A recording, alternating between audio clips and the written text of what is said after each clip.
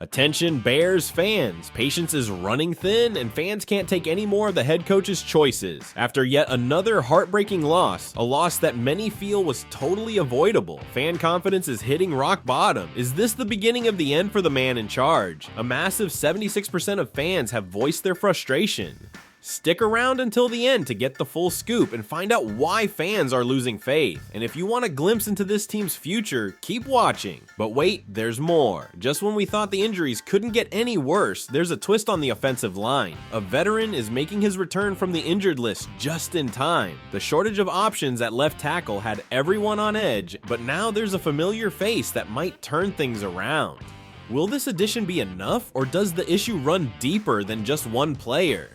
Get ready, because this news could shape the future of our line. And as if that wasn't enough, the trade deadline is just around the corner. A $30 million starter has broken his silence on the rumors surrounding him. Is he staying or is he leaving Chicago? Decisions will be made in the next few days, and the tension is at an all-time high. Are the Bears willing to cover part of his salary to help facilitate his exit? Stay until the end so you don't miss any last-minute details on this developing situation. If you're a true Bears fan, hit that subscribe button and give us a like to stay updated on every twist and turn with the team. Bears Nation, we can't keep quiet about this.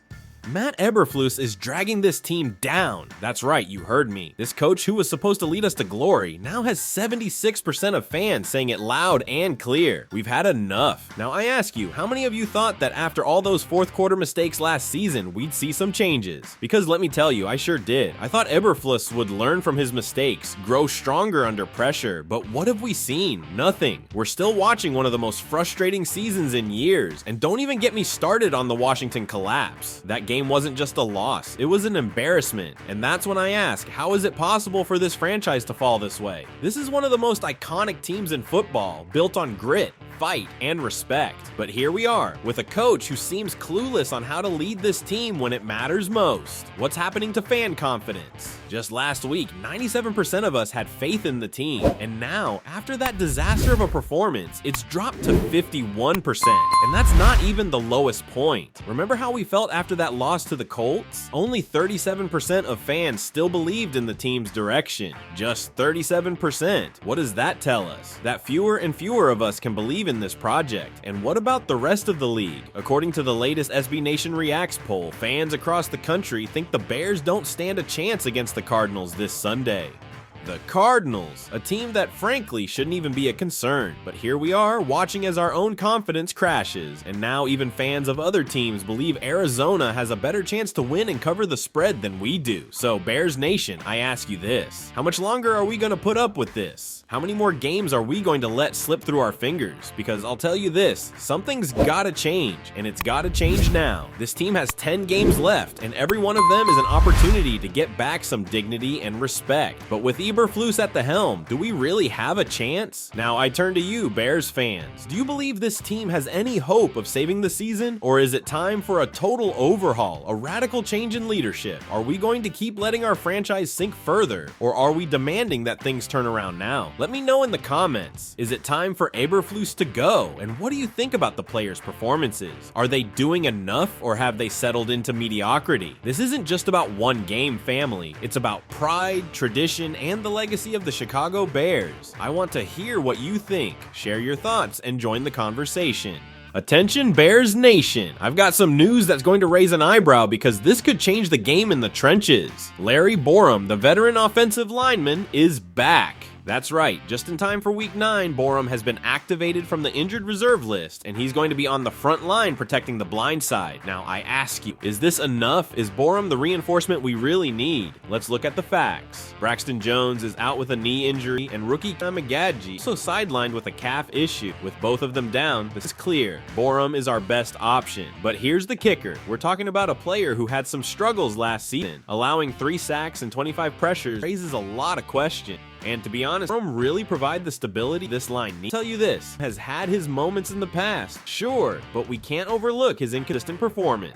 His PFF grade of 48 for 2023 isn't exactly reassuring. Are we putting all our hopes on a player who still needs to prove he's improved? This is no small matter, especially when we look to the future, because don't forget, Borom will be a free agent at the end of the season, so this is his time to shine, his chance to show he deserves to stick with the Bears and even earn a new contract. Now I ask you, you really think Borom can handle this responsibility? I believe if there's ever been a chance for his worth, it's now. However, if his performance falls short, it could cost us big time in the second half of this. So here's my challenge to you, my dear fans. Do you think Borom is the answer this offensive line needs, or are we doomed to suffer more problems in protecting our quarterback? Here we go, Bears fans. What is really going on with Nate Davis? Here's a player we paid $30 million. $30 million. And now, are you telling me he's on the bench again? I ask you, how is it possible that a starter who was supposed to shore up our offensive line ends up as a backup not once but twice this season? I'll tell you this, something doesn't add up. Davis spoke to the media this week, and honestly, his response was lukewarm, almost indifferent. Taking it day by day, I'm just here to help those who are playing. Really? With that contract, that's not the attitude we want to hear from Bears fans. I believe if Davis truly wants to justify those millions, he should be fighting to reclaim his spot, showing he's essential for protecting our quarterback.